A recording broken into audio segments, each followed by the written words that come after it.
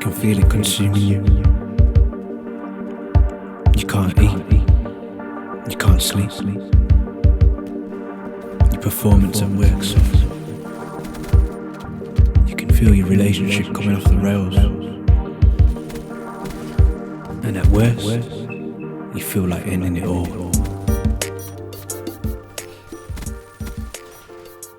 What's good, guys? It's MrTrakky. Welcome to episode 5 of the real life show.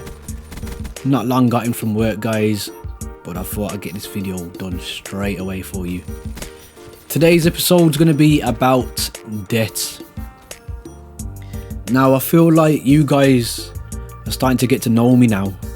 I've done a few episodes and basically you obviously know by now, if you've been watching them, that in 2009 I lost my dad, and I explained a bit of the effects of how it gave me depression. But what I didn't explain is another contributing factor, which was debt. Burying my dad wasn't cheap. He left nothing. This was a guy that potentially had hundreds of thousands of pounds at points in his life due to the lifestyle that he chose.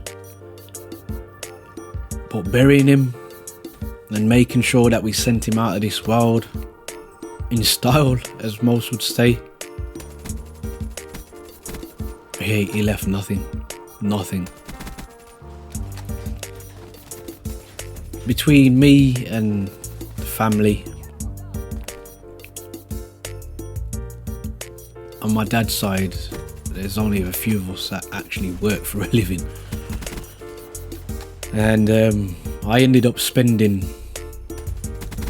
quite a chunk of money that I'd saved for my future and what I wanted to do with my future, i.e. buy my house. I'd never buried anyone before.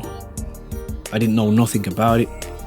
I went with my auntie to funeral directors,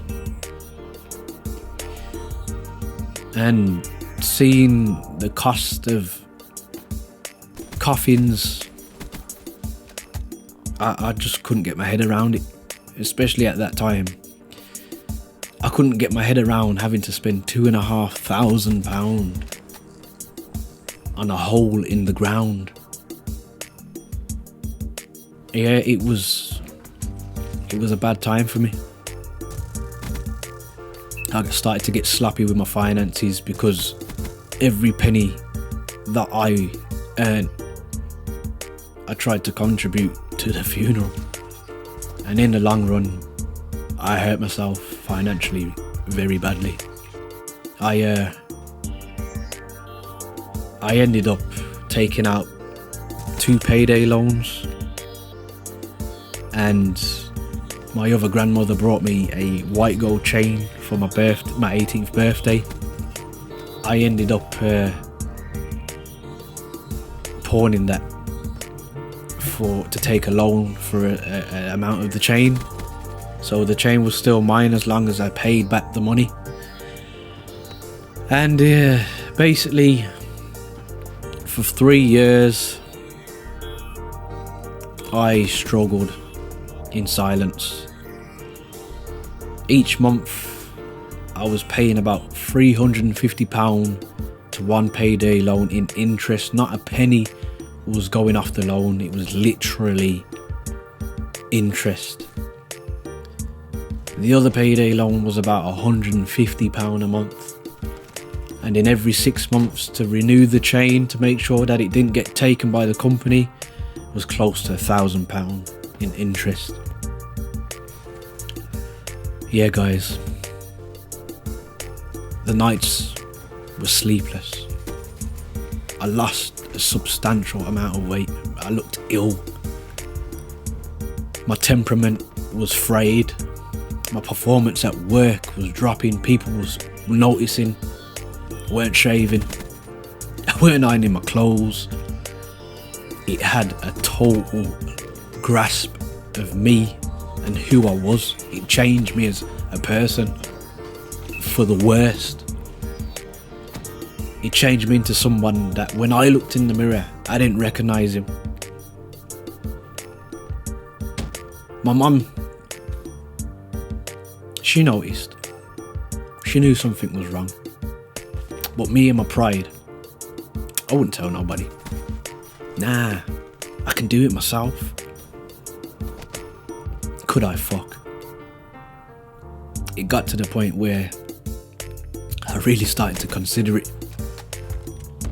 You know what I'm talking about. Ending it all, because it was all too much. Yeah, it had me like that. But thankful to the angel that is my mother. She knew what was going on. And I finally managed to get it out to her, what was happening to me and what was happening to my life, because it was destroying me. And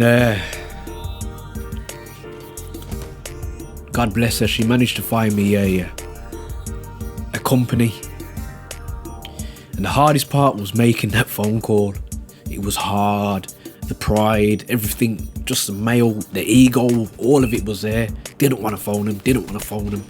My mum was on at me, phone them, they will help you out. I remember the girl's name like it was yesterday. It was a girl called Laura that answered the phone. She wanted to know about my situation in the most empathetic way. I felt like I knew her, you know what I mean? She wanted to know how much I was spending, how much I was earning. They broke it all down. I was on the phone for 2 hours. They phoned me back. They paid for the call. And they told me an amount that they, on their system, have calculated that I should be paying a month that is affordable for what I earned.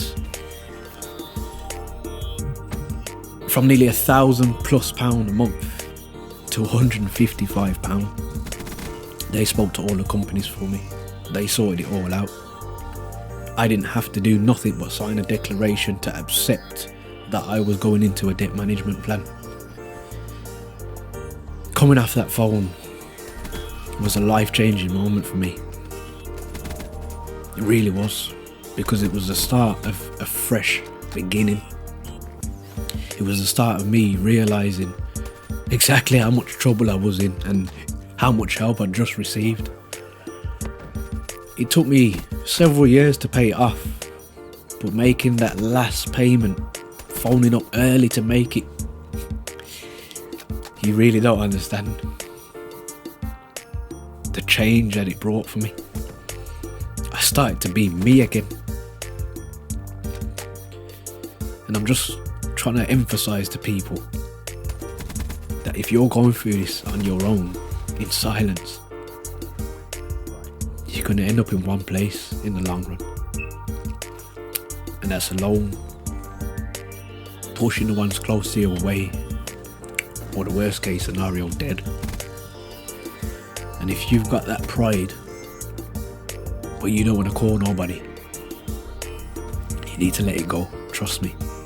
I'm speaking from experience. Trust me. I'm not going to ask anyone to comment on this, but if you feel the need to, you know I'm going to answer you. That's just what I do on my channel. Guys, that is all I've got to say today. I hope this topic has opened your eyes and made people realise that you're not necessarily the only person going through the scenario if you are going through it. That's it from me today, guys. Don't forget to stay on the right track. Peace.